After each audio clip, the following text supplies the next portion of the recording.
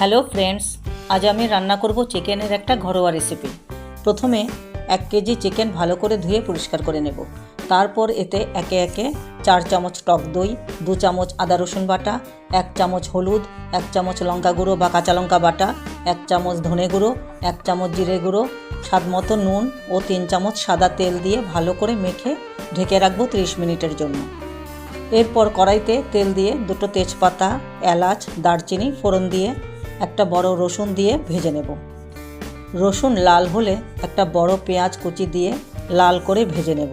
ভাজা হলে ম্যারিনেট করা চিকেনটা ঢেলে দেব কড়াইতে। চিকেনটা ভালো করে নেড়ে অল্প জল দিয়ে কষিয়ে নেব 20 মিনিট। চিকেন থেকে তেল ছেড়ে এলে কেটে রাখা বড় আলু টুকরোগুলো মিশিয়ে নেব।